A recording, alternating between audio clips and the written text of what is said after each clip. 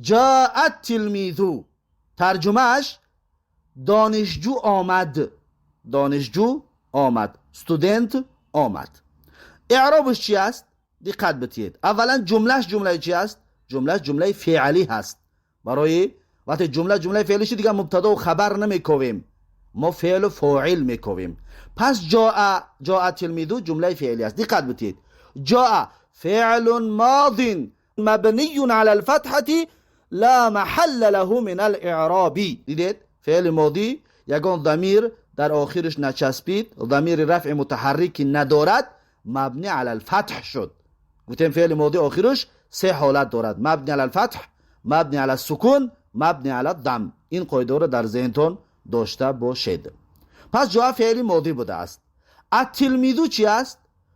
التلمیذ فاعل مرفوع و علامت رفعه الضمه الظاهره علی آخره.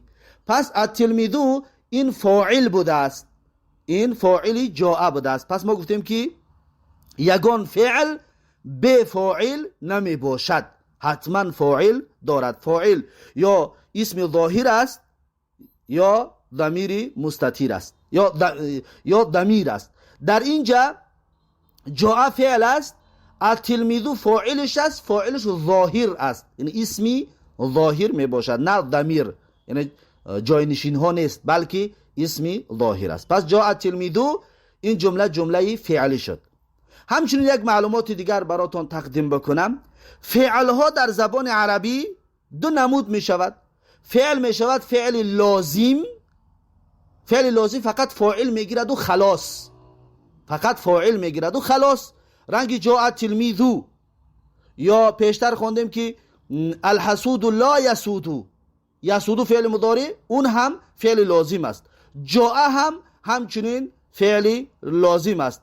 ذهبنا، ذهب هم همچنین فعلی لازم است، یعنی مفعول به نمیگیرد. این یکم قسمی فعل ها.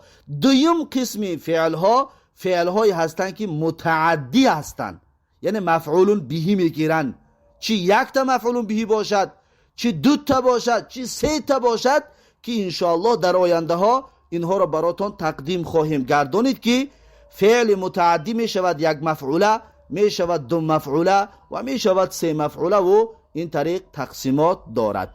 خب انا اکنون یکم قسم فعل ما فهمیدیم که فعل لازم بوده است و دویم قسم فعل متعدی بوده است. متعدی چی می گرفته است؟ مفعول به. انا اکنون